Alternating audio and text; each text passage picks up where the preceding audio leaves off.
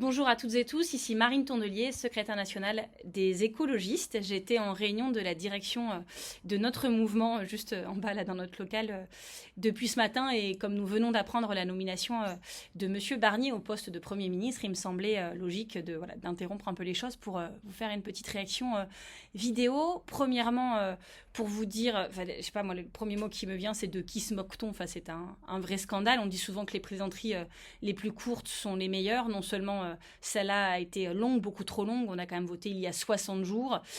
Et la fin n'est absolument pas drôle. Je pense d'ailleurs que ça fait longtemps que ce sketch ne fait plus rire personne. On a vraiment envie de dire, en fait, tout ça pour ça, finalement.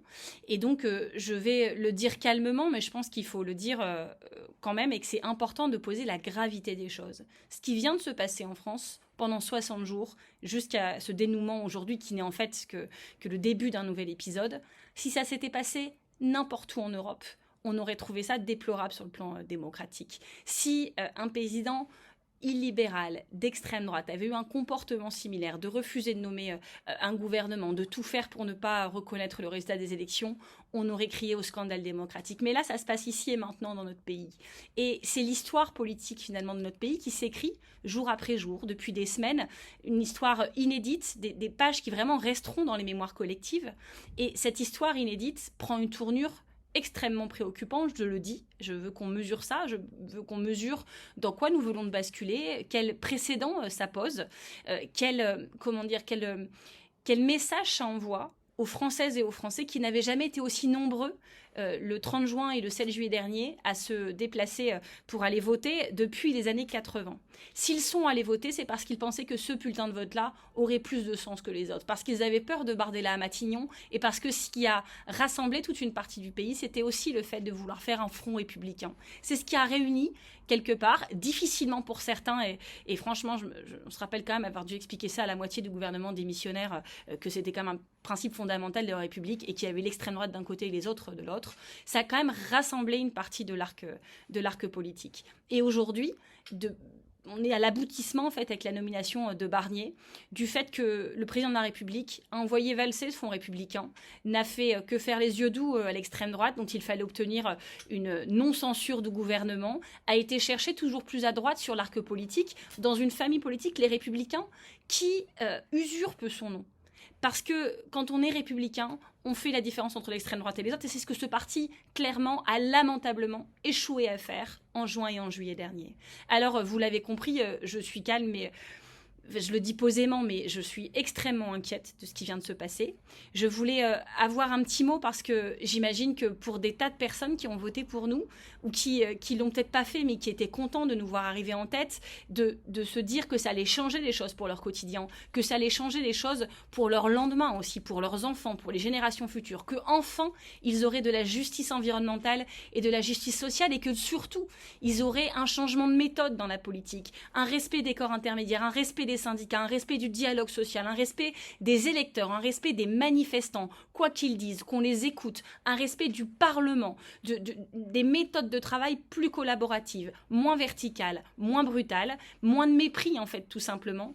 Je pense que la page qui s'ouvre aujourd'hui envoie le plus mauvais des signaux.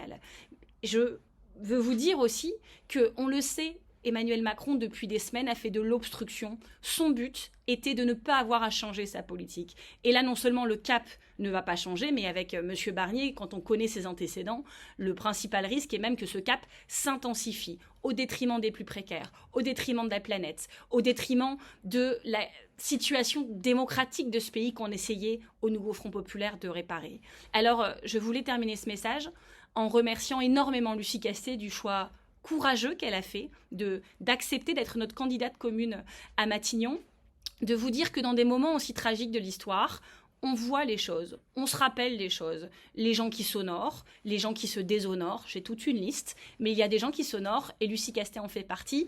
Et ce n'est absolument pas la fin, pour moi, du rôle qu'a joué Lucie Castet dans l'avenir politique de ce pays. Nous sommes à ses côtés en tant qu'écologistes, en tant que membres du nouveau Front populaire, et ça va continuer. Je voulais aussi, pour finir, vous dire, à vous, électeurs du nouveau Front populaire qui nous a fait confiance, c'est extrêmement dur, cette journée que nous vivons, tout comme ça a été extrêmement long et pénible et inquiétant tout l'été. Je veux vous dire que je suis sincèrement désolée que nous en arrivions là, que je suis probablement aussi triste, en colère, enfin plein de choses. On verra ça plus tard quand on aura le temps de repenser à cette séquence folle. Mais juste ce que je veux qu'on retienne et qu'on se dise ensemble, c'est qu'on ne laisse pas tomber. C'est qu'on ne se décourage pas. Vous pouvez, si vous le souhaitez, nous rejoindre chez les écologistes parce qu'on a beaucoup de combats à mener, à continuer. Certains préféreront manifester, d'autres signeront des pétitions, d'autres se diront que jamais non, ils n'abandonneront les urnes parce que ce serait laisser la place à celles et ceux qui n'écoutent rien et que peut-être que s'ils n'entendent pas, il faudra leur dire plus fort. D'autres vont parler de démission. J'ai vu que 51% des Français demandaient la démission du président de la République, certains de destitution.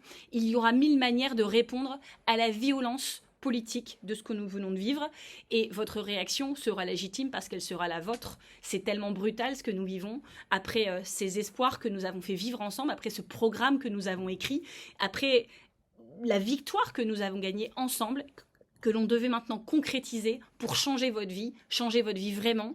Ce n'est, je voulais vous le dire, que partie remise parce qu'on n'a pas le choix. Il faudra bien qu'on finisse par y arriver. Donc on n'arrête pas, sûrement pas. On continue, on reste calme face aux provocations et on vous dit à très vite.